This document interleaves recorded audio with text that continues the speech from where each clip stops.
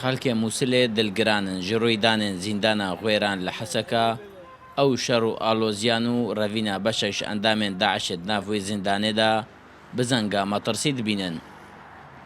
هسه ما كمان وضع تعبانه.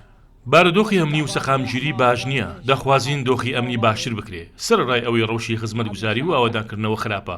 کەسی ترسمان لە تێکچوونی دۆخی ئەمنی شارەکەمان هەیە. اتفاقية الله أعلم. بشر ما يدري شلون. ماوەی زێدەتری 3 ساڵان داعش ئەف باژێر داگیر کردبوون، نێزیکی 4 ملیۆن کەس لە ژێر خلافەتاواندا بوون. هەژاری و بێکاری گەلک زێدە بووە. أبوك داعش العالم تدمروا ما خلى واحد ما لە سەردەمی داعش شاروێران کرا و زەرمەند بووین. ئێستاش تەنها ئەمنیەت و سەقامگیریمان دەوێت. دەمانەوێ موچە و دامەزراندن و مافمان بۆ دابین کەن.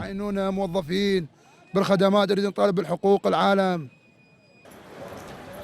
لڤین و کارێن تیرۆریستی زێدەبوونە چل سووریا و عراقێ ئەوە بووە جهێ گومان و مەترسیە جەم هاوڵاتیان مووسل. ئەو دەبینن هەماهەنگی و هشیاری پێتڤە. طبعا المأساة والحرب اللي مرت ئەو شەڕ و نەهامەتیەی پێشتر لە مووسڵ هەمان بوو نامانەوێت جارێکی دیکە دووبارە بێتەوە.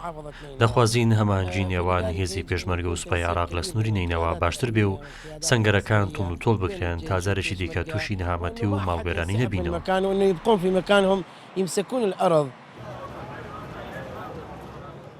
هەر کەس لەسەر کار و کەسابەتە خۆیە لێ ئەو هایداری بارودۆخێ نەهانە لە سووریا و عراقێ و لڤینە شانەیەن داعشەیەن نوستی لە هەنەک دەڤەران. دەرمان بەعادری کوردستان 24 مۆسڵ.